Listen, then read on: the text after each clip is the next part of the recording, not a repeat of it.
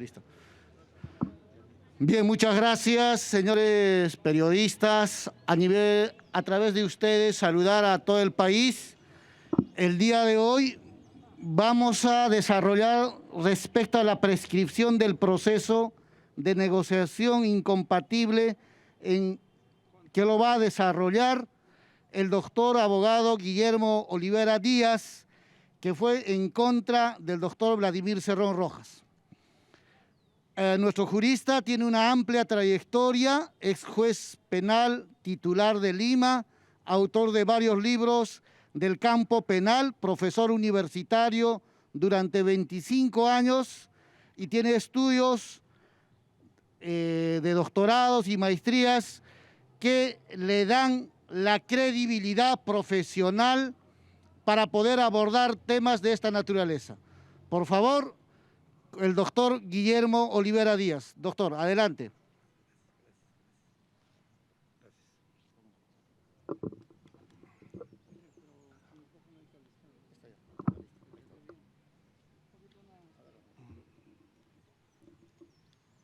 Señores periodistas,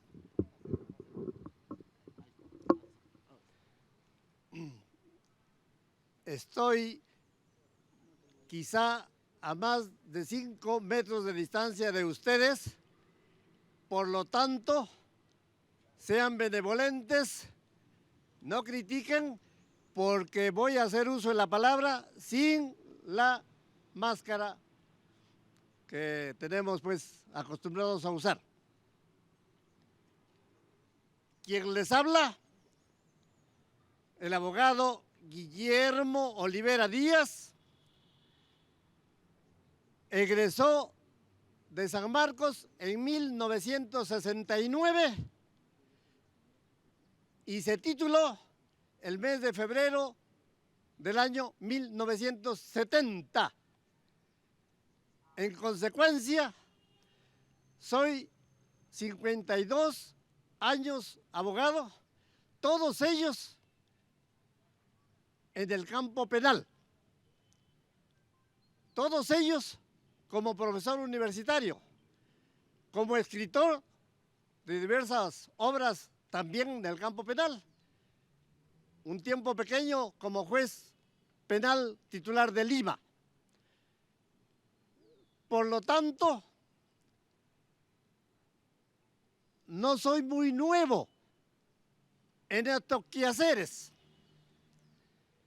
No soy nada nuevo para tratar sobre los recónditos entresijos que tiene nuestro Código Procesal Penal y en particular el articulado de casación, el que se pretende aplicar, el que se tendría que aplicar, el que se debe aplicar para tratar, para ver, para analizar, para evaluar la condena que pesa sobre Vladimir Cerrón Rojas. Una condena de 4 años de ejecución suspendida, que se encuentra precisamente en el procedimiento de casación ante la Sala Penal de la Corte Suprema de la República. Y por mis 52 años de abogado, valga esta adición, intervine en muchos casos en donde la prensa estuvo más nutrida que ahora. En 1983 fui el único abogado que hizo el dictamen correspondiente para el Congreso de la República, por el que cayó el ex ministro de Justicia, Enrique Elías La Rosa, y no levantó su cerviz hasta el día de su muerte. También intervine en 1987, cuando era presidente Alan García Pérez. Se entiende que en el 83 era otro el presidente, el arquitecto Fernando Belaúnde Terry. Me contrataron en el 87 para ser abogado del Congreso.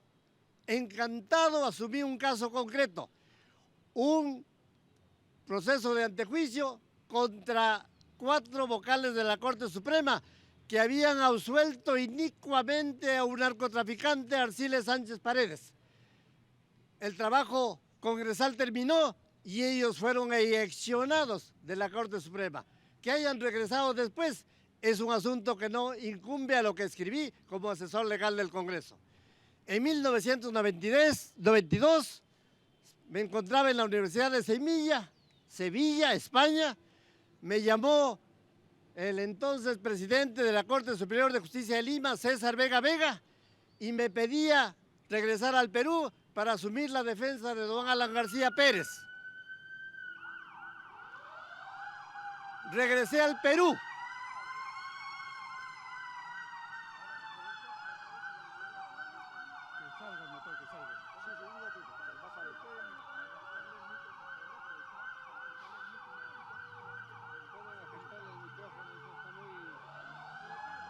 Mientras tanto vamos ajustando un poco el micrófono, elévalo un poco. No. Elévalo un poco más, súbelo. Súbelo. Hay que subirlo un poco arriba, allá.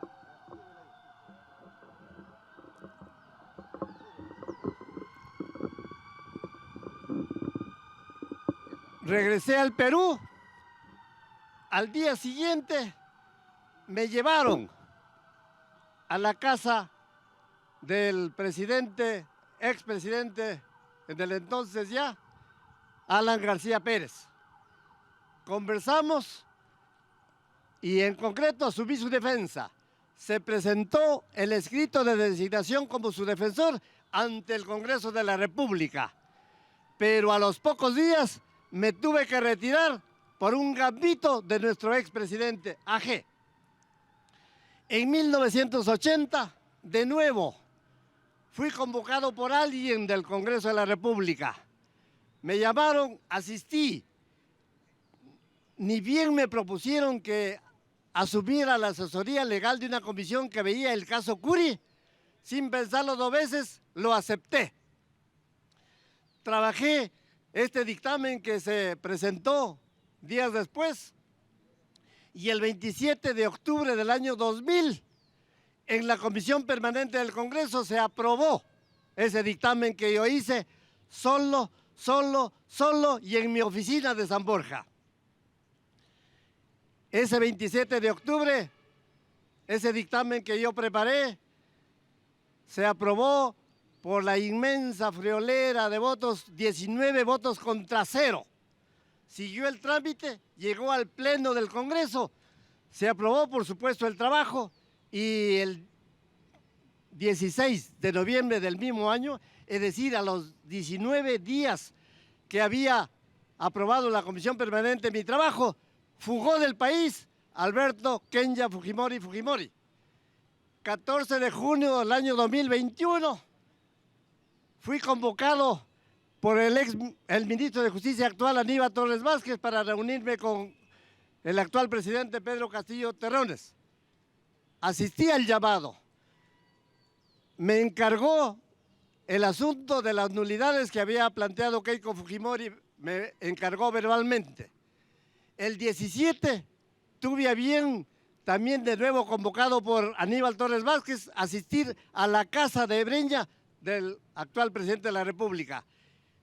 Como punto inicial, le dije a don Pedro, necesito que sea designado por escrito para asumir esta defensa. La verdad es que nunca me designaron por escrito. No obstante, hablé del 17, el 22 de junio, a los 5 días, convoqué una conferencia de prensa, fue tan nutrida como esta. Media hora antes de dar mi disertación, me llamó don Pedro Castillo Terrones y me dijo, adelante profesor, sigamos, lo apoyo, estoy gestionando más prensa. Bienvenida a esa prensa, vinieron y todo eso se publicitó. Qué bien. Y las nulidades de que planteó Keiko las perdió todas a 0. 1.119 nulidades. El Jurado Nacional de Elecciones las devolvió a los jurados electorales especiales del país y en consecuencia, posteriormente se proclamó a don Pedro Castillo como presidente constitucional de la República. Y ahí no queda esta retahíla de intervenciones mías en el campo penal.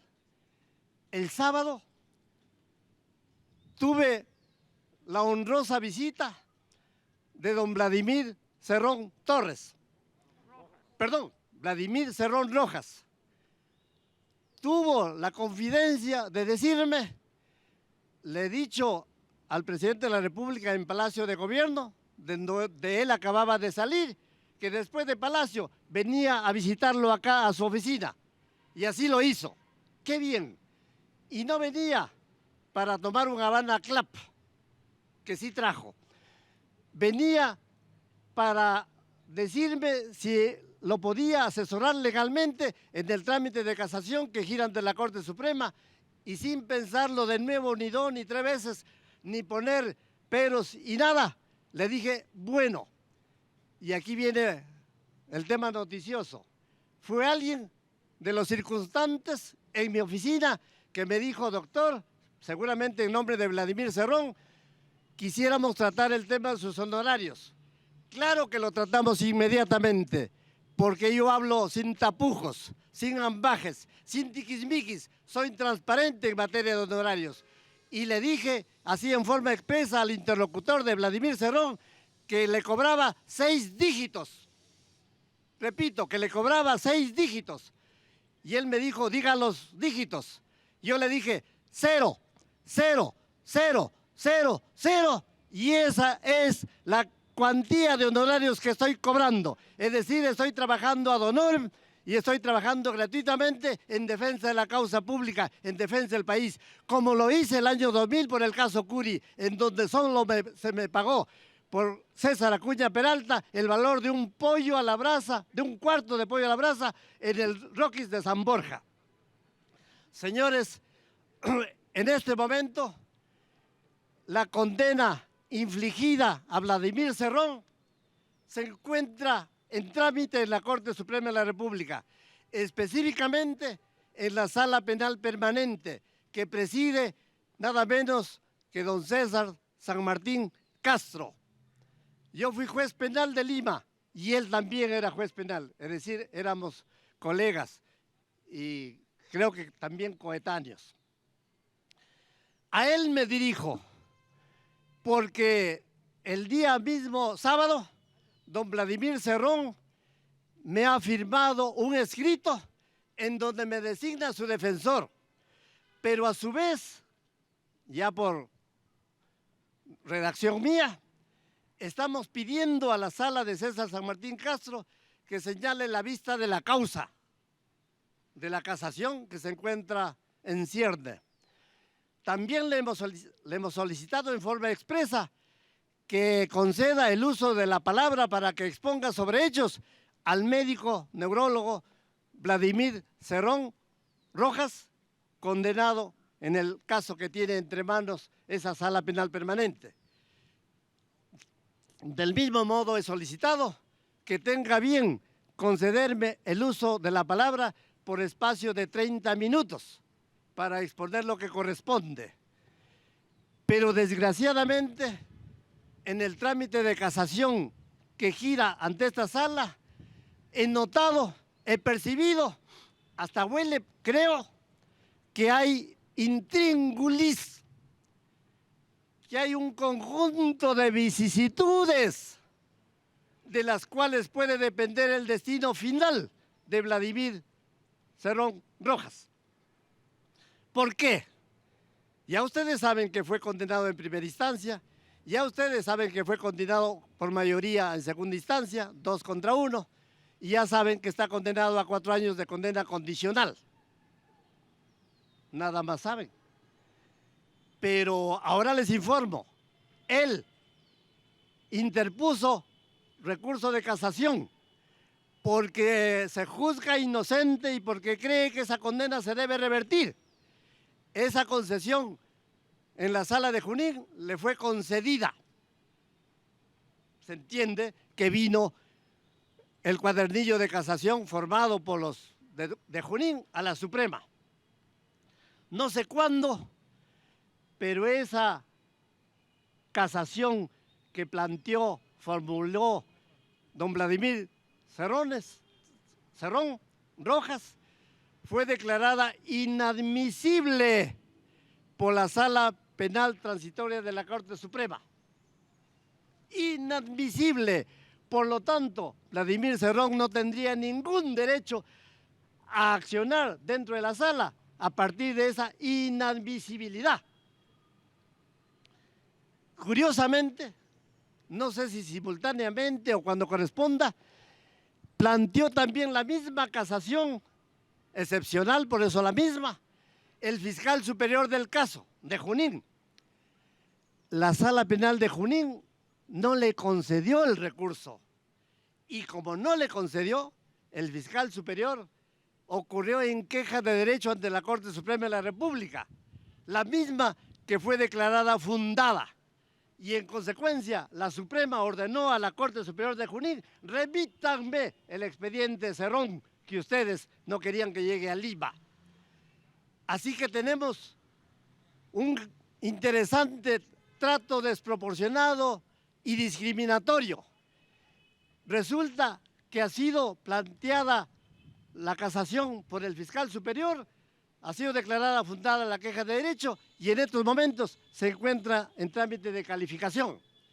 Pero en trámite de calificación para ver si se admite, si es procedente o no ante la Sala Penal Permanente.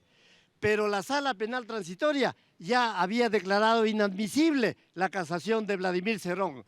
En la hipótesis, don César San Martín, me dirijo a usted, en la hipótesis que usted y el resto de su sala declarara procedente el recurso de casación del fiscal superior, significa que solo él puede accionar ante la sala, que solo él podría pedir vista de la causa, que solo él podría pedir uso de la palabra.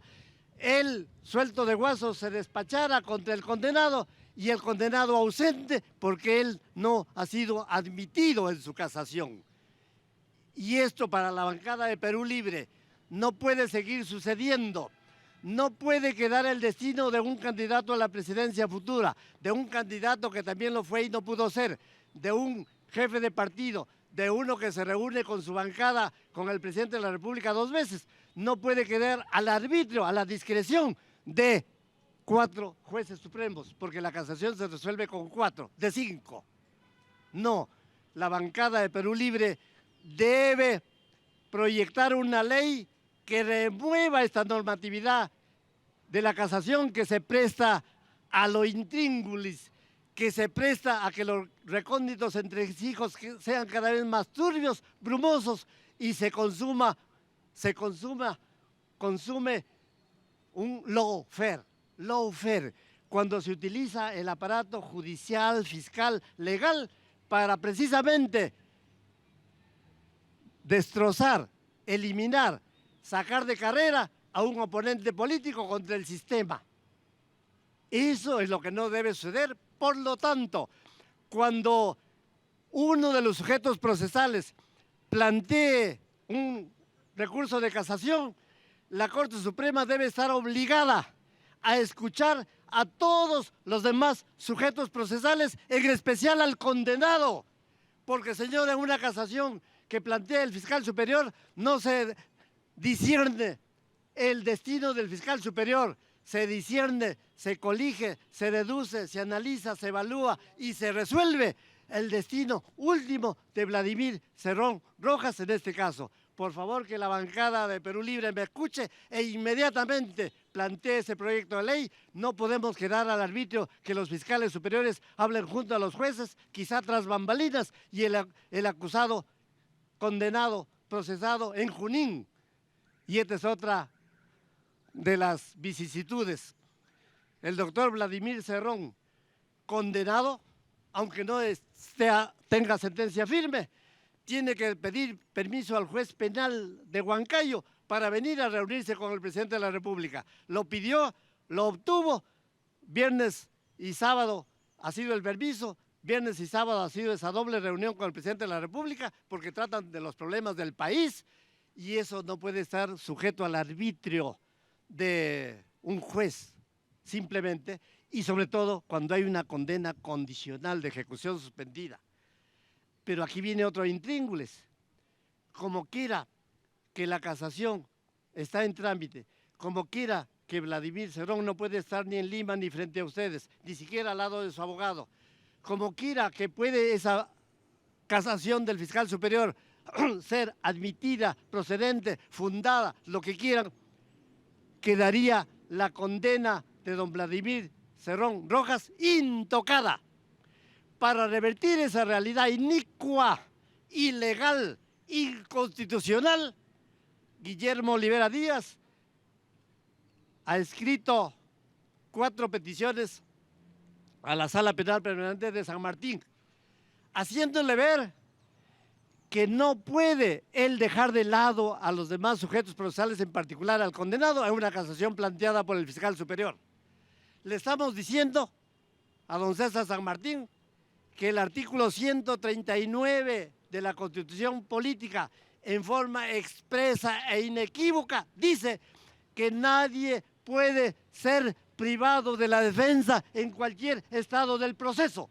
Precisamente una casación en curso, una casación inadmisible para el condenado y admitida para el fiscal superior es un proceso en curso, es un recoveco del proceso penal y por lo tanto es aplicable este artículo que nadie puede privar de la defensa en cualquier estado del proceso, en particular, en forma especial, al condenado.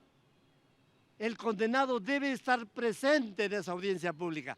Por eso es que le pedimos al doctor César San Martín que estos intríngules brumosos, parte de un llamado lawfare en inglés, él los dilucide, él les ponga coto, él y sus 4 vocales más, porque debe señalarse la vista en la causa y convocarse a audiencia pública. Debe concederse el uso de la palabra a Vladimir Cerrón Rojas, debe concederse el uso de la palabra a quien les habla Guillermo Olivera Díaz. ¿Para qué?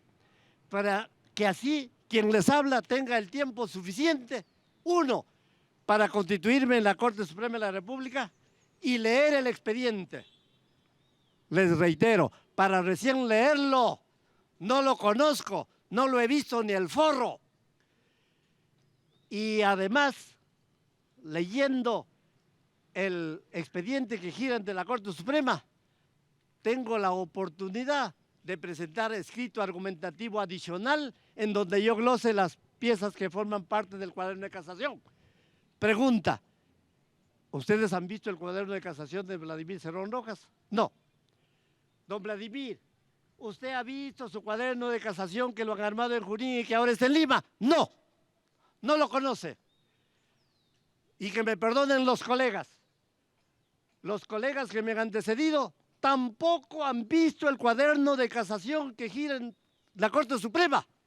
Tuve a bien delante de Vladimir, o a mal quizá, preguntar, ¿usted ha visto el acta en donde el procurador público que representa al Estado concilió con una concesionaria y acordó el pago de 850,000 soles?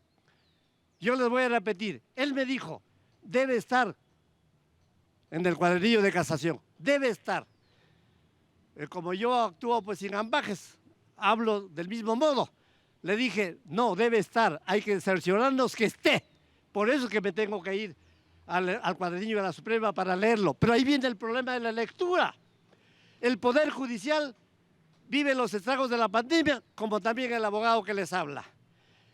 Acaba de disponer que la lectura de los expedientes se haga en forma remota, virtual. Ese es un imposible material. Señor, me decía el colega que me ha antecedido, a quien no se lo ha removido jamás, ni se lo va a remover, yo no serrucho al piso a nadie, me dijo, pero son varios tomos. Señor, si son varios tomos, es que la Suprema tiene la oportunidad de armar en copias escaneadas miles de folios. Jamás, jamás. Del mismo modo, señor, me dicen que lea virtualmente. ¿Saben lo que es leer 1000 páginas en mi celular, una por una? 1000. Me canso quizá en la 530 y no llego al final, si es que no muero por pandemia, por virus.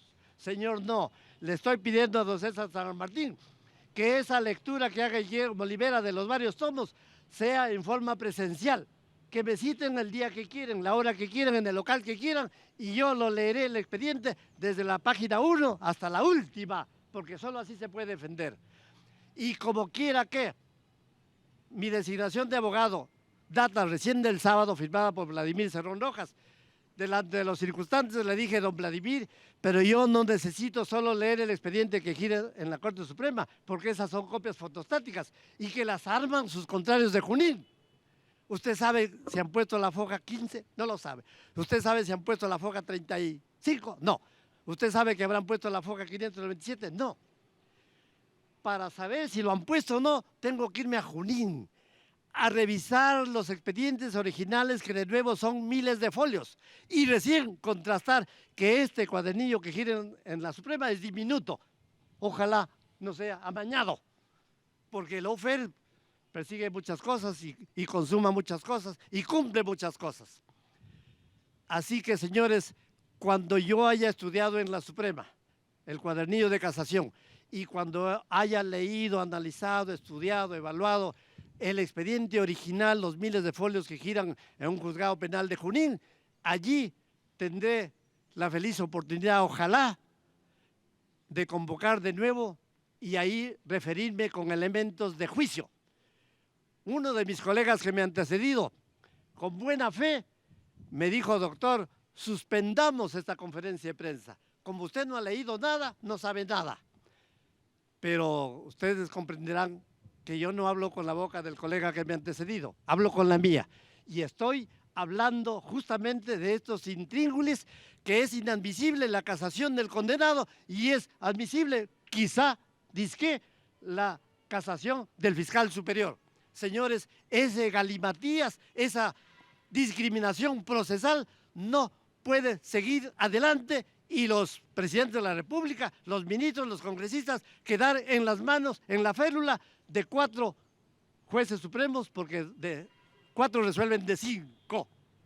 Así que me han escuchado, señores periodistas, encantado que pueda absolver una pregunta de ustedes con esta aclaración. Yo no conozco el expediente de la Suprema, yo no conozco el expediente de Junín, lo conoceré cuando lo lea y lo estudie. Por lo tanto, que sus preguntas sean al nivel de lo que yo he expuesto. Cuando yo hablo de que aquí hay intríngulis, me estoy refiriendo a lo de Junín. Le concedió, al otro le denegó, la Suprema le concedió, al otro le denegó y al Junín le dijo, envíenme el expediente, el que gire la Suprema. Eso se llaman intríngulis. Y lo feo es que quienes resolvieron la casación de Vladimir Cerrón como inadmisible son los jueces supremos de la Sala Penal Transitoria. Qué bien que no sea la misma sala que va a resolver el fondo de la casación. Lo va a resolver la Sala Penal Permanente, a la misma que me estoy dirigiendo vía ustedes y que lo estoy haciendo también por escrito, como corresponde. Gracias por su atención y encantado de alguna pregunta adicional. Acá están las preguntas, el micrófono.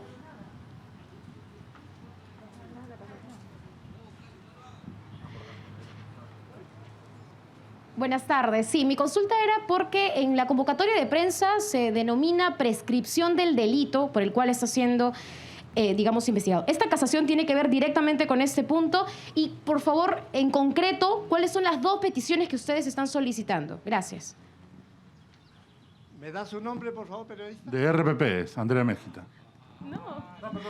Cari Saldaña de Exitosa. Otro intríngulis entre los periodistas, ¿no? Gracias, periodista, por su pregunta, porque me da la oportunidad feliz de explicar que la convocatoria a ustedes, a la prensa, no la hice yo, no la redacté yo, no la sugerí yo, nadie me consultó su texto. Nadie me consultó su texto y yo estoy patitieso, estremecido de pies a cabezas cuando he leído esa convocatoria impertinente, impropia, porque no se puede hablar de prescripción del proceso penal. Los procesos no prescriben, no es así. Yo jamás podría afirmar ese dislate. tampoco se puede decir que yo ante la prensa voy a hablar sobre los pormenores de la prescripción del caso. Los casos no prescriben, ni yo voy a hablar sobre los pormenores.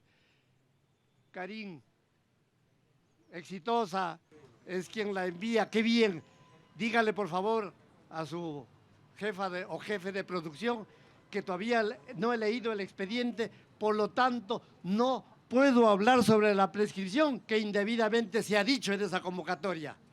Además, valga la oportunidad también de decirlo, aunque yo no convoque esta conferencia de prensa, la Sala Penal Permanente, en el articulado de casación, tiene la facultad legal de resolver el problema de la prescripción en un sentido o en otro, aunque nadie se lo plantee. Pero nosotros queremos en su momento plantear en forma expresa esa medida que se llama excepción de prescripción cuando lea ambos expedientes a los que me he referido. Y gracias y valga esta explicación. Acá hay otra pregunta. Buenos días, doctor Olivera. ¿Qué tal? Mucho gusto.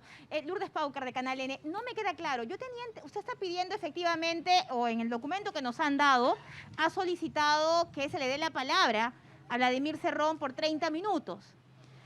Pero o la información que se difundió, en todo caso, era de que ya se había rechazado la casación. Ustedes han solicitado una reconsideración.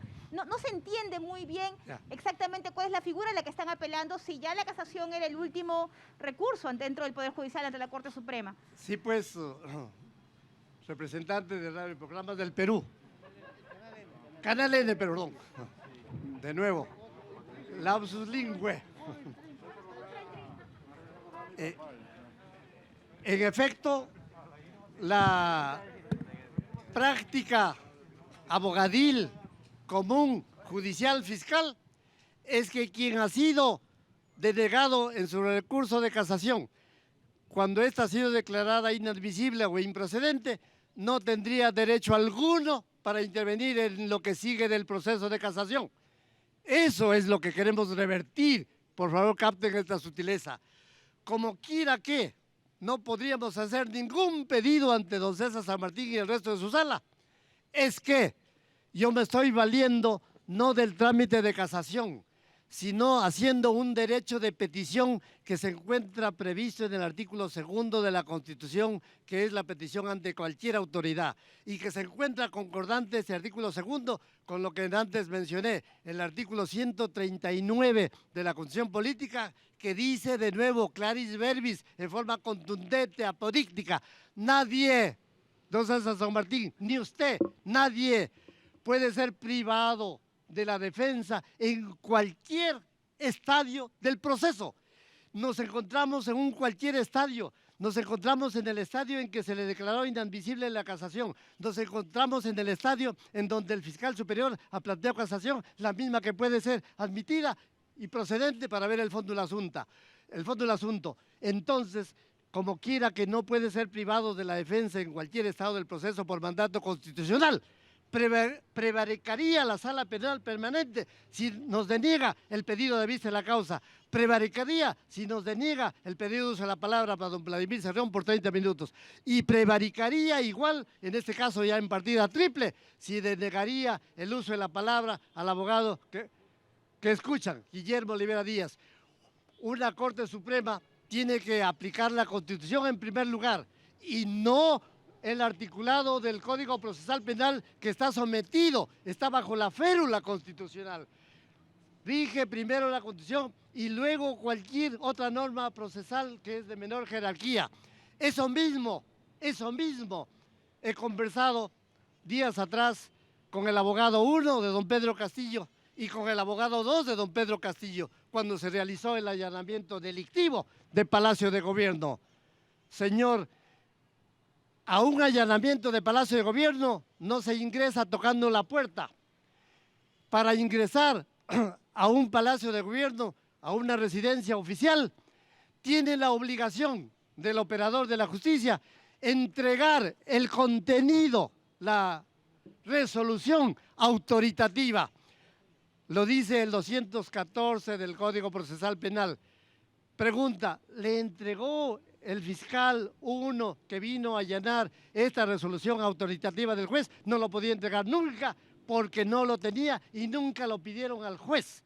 Si nunca lo pidieron al juez, entonces están en forma delictiva cometiendo abuso de autoridad en organización criminal. Eso mismo le he propuesto a don Pedro Castillo para que él no se quede cruzado de brazos y denuncie ante el Perú y el mundo este allanamiento delictivo del Palacio de Gobierno el 20 de diciembre del año 2021, en donde se ha firmado 4 actas fiscales, la número 1, la 2, la 3 y la 4, en donde se demuestra que los 3 fiscales y los 4 policías y los 2 peritos informáticos ingresaron por la puerta grande. Ingresaron al primer piso y se banquetearon en él. Ingresaron al segundo piso, ingresaron al tercer piso y al cuarto piso en donde está la sala de cómputo. Y cuando ya terminaron de cumplir su mandato delictivo en el cuarto piso, regresaron al secretario general de Palacio de Gobierno, Jaico, para que don Pedro Castillo autorizara el ingreso a lo que falta. Y ahí en el acta dice que Jaico dijo que el presidente no autorizó el ingreso. ¿Cuál ingreso? Si ya ingresaron, si ya estuvieron en el primero, en el segundo, el tercero, el cuarto. Hay 4 actas firmadas con sello y todo, entregadas al mundo. ¿Qué ingreso más? Eso es lo que se debe denunciar. Del mismo modo en este caso, le han negado la casación por inadmisible a Vladimir Cerrón, pero tiene el amparo constitucional de que él es parte del proceso. Él es el condenado, él es el puntum saliens de un proceso penal. La condena va a ser contra él y no contra el fiscal, ni contra los vocales que la mantendrían. Esa condena significaría que no. El fiscal está pidiendo que esta condena de 4 años suba a ser 4 años 8 meses, y ergo efectiva. Por lo tanto, don Vladimir Cerrón regresaría a la cárcel sin ninguna oportunidad pues, de salir en un siguiente día. Sin embargo, en cualquier forma que se pierda la casación que gira ante la Sala Penal Permanente, tiene expedito su derecho don Vladimir Cerrón Torres de irse a la justicia irse a la justicia constitucional. Y llegará el caso al Tribunal Constitucional, en cuyo trámite Guillermo Olivera Díaz no intervendrá por nada del mundo. Y cuando por acaso se perdiera este trámite en la justicia constitucional, en el proceso constitucional que llegue a su final, todavía tiene don Vladimir Cerrón Rojas expedito su derecho para acudir a la justicia internacional, para cuyo trámite allende los mares Guillermo Olivera Díaz no va a intervenir en ninguna forma por ningún tipo de honorarios de 6 dígitos, ni 0, ni 0, ni 0, ni 0, ni 0, ni 9, ni 9, ni 9, ni 9, ni 9. Gracias. Justamente una pregunta más en ese sentido, ya que ha mencionado la justicia constitucional. Ya presentaron un recurso ante un juez constitucional o ante el TC justamente señalando o argumentando que se estaría violando un derecho fundamental de Vladimir Cerrón. Esa se lo pregunto porque además, digamos, llama la atención que ante un tema judicial estén aquí en un ámbito político, rodeado de toda la bancada. Podría entenderse también como una injerencia. De nuevo, gracias por su pregunta. Recuerden que cuando estaba presa Keiko, hubieron procesos constitucionales, el 1, el 2, el 3, el 4, de diversas personas, y todos fueron medio tirados al tacho. Del mismo modo, antes que haya un fallo firme contra Vladimir Cerrón, se planteó un habeas corpus que terminó en el Tribunal Constitucional declarando que todavía no se había agotado la vía previa, que es de la justicia ordinaria, que el trámite del proceso penal contra Vladimir se encuentra todavía en su fase final. Esta es la fase final, se encuentra en el trámite de casación. Recién con la casación y su resultado final habrá fallo firme, sentencia firme. A partir del día siguiente recién se puede plantear el proceso constitucional. Así que si ha planteado alguien 3 días antes, un mes antes, de nuevo, sin que la causa haya terminado, tendrá la misma consecuencia de los anteriores. Pero yo no sé si Vladimir Cerrón haya presentado, parece que no, porque hemos estado el sábado, me lo habría dicho. No, Lo que venga después de esta casación lo tiene que hacer él directamente conforme me ha hecho la designación con su nombre y su DNI, Vladimir Cerrón Rojas. Así debe él incoar un proceso constitucional contra lo que resuelva la casación a la que me he referido. Y así mismo procederá cuando vaya a la justicia internacional. Reitero, para cuyos dos momentos procesales Guillermo Olivera Díaz no estará presente.